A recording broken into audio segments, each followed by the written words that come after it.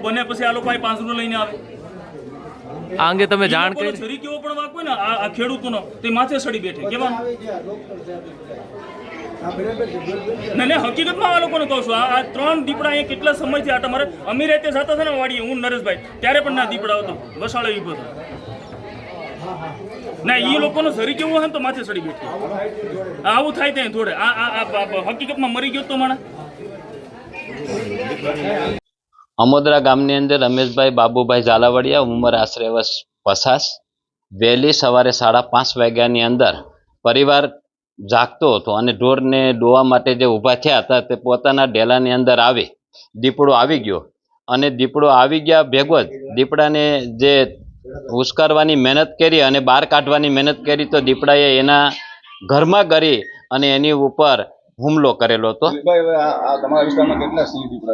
અમોદરાની અંદર એકંદર એવી સીમ નથી કે ત્યાં દીપડો નથી।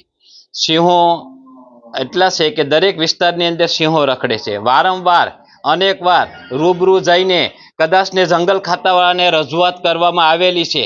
જંગલ ખાતાવાળાને જે પણ રજૂઆત કરવાને આવે એ રજૂઆતમાં અમે ન બાકી રાખીએ, રૂબરૂ જઈને રજૂઆત કરીએ તો કે ગીર સોમનાથ જિલ્લા એવા 3 તાલુકાની અંદર સિંહને રહેવા માટે રેવન્યુ વિસ્તારમાં અમારી પાસે મંજૂરી છે, આવા પણ અમને જવાબ મળેલા છે। દક્ષાબેન રમેશભાઈ ઝાલાવાડિયા, હું ડેલા પૈકી આમ આવતી હતી બાથરૂમ જઈને તે મારી વાહે હવા પાસે મારી વાહે છો તો ઓસરીમાં આમી ગયો।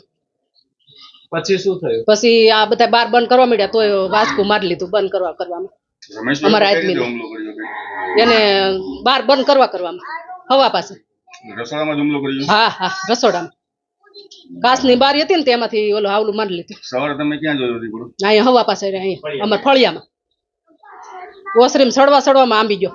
તમને કઈ ઈજા કરી? નહીં મને ફોન જ કરતો હતો કે બ્રશ કરીને ફોન કરો મેં કીધું થોડી એ ગાડી પડતી મેં તાણી જે ત્રણ અમારે પાછો પડી ગયો ડેલો બંધ હતો સમજાવ